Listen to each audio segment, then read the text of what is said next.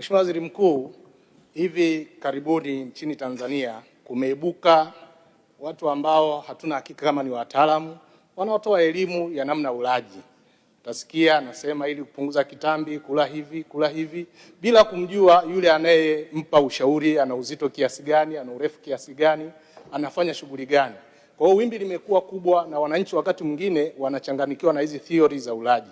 Je, serikali sasa ina mpango gani wa kucentralized utoaji wa elimu kwa watu mahususi wenye taaluma hiyo ili kuondoa mkanganyiko ulioko kwenye jamii yetu sasa?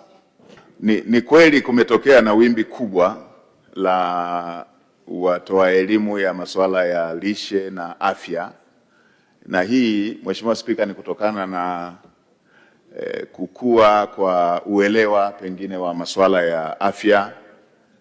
Kwa sasa tuna wataalamu wengi wanaojua masuala ya afya kutokana na kupanuka kwa elimu ya masuala ya afya kutokea kwenye vyuo vyetu ambavyo kwa sasa ni kweli wigo wa vyuo vyetu umeongezeka sana. Lakini la pili, Mheshimiwa Spika, ni kweli kumeongezeka wimbi hilo la kutoa elimu kwa sababu ya njia za kutoa elimu zimeongezeka.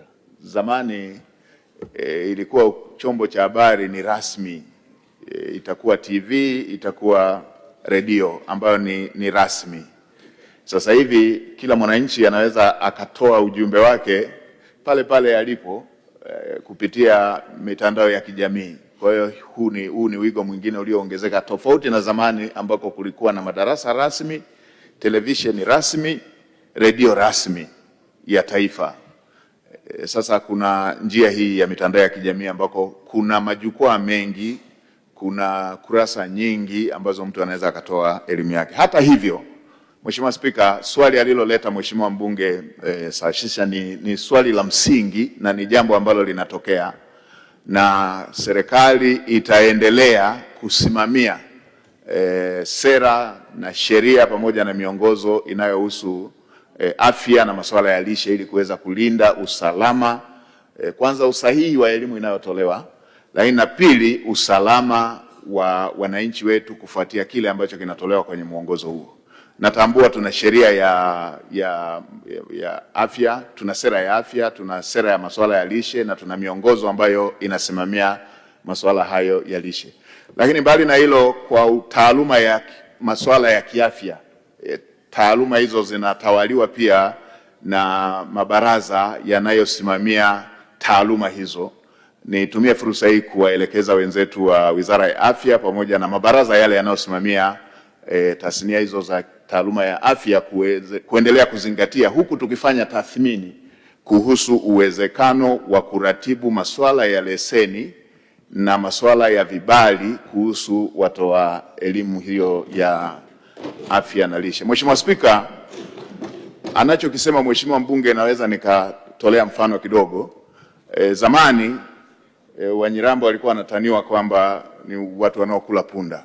Najua ilikuwa utani na kama nikula ni kuonja kidogo. Ikaja ikatokea kwenye hawa watoa elimu waliokuja, hawa watoa elimu sijui ni yupi, akaja akasema kwamba ukila nyama ya punda inaepusha ugonjwa wa gauti kwenye magoti.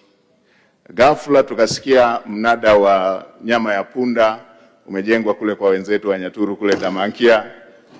Hatujakaa sawa, tukasikia na Wairaki kule Manyara wanatafuta mnada wa nyama ya punda. Hatujakaa sawa, tukasikia Warangi huku Kondoa wanatafuta mnada wa nyama ya punda. Na Mheshimiwa Spika, si ajabu ukakuta hata Wagogo hapa kuna mnada wa punda. Lakini la msingi ninalotaka kusisitiza, hatuna uhakika kama kweli kile kilichosemwa kwamba ukila nyama ya punda inaepusha ama inatibu gout. Hatuna huo uhakika, lakini ndio hivyo, yule aliyetoa taarifa ile ameshawachongea punda wetu. Sasa hivi ukitafuta kule punda ni shida kuwapata. Kwa hiyo jambo aliloleta Mheshimiwa mbunge, tutazingatia kusimamia miongozo ili taarifa inayotolewa iwe ni ya kweli na imethibitishwa kwamba ni ya kweli na haina madhara kwa kile kilichoshauriwa.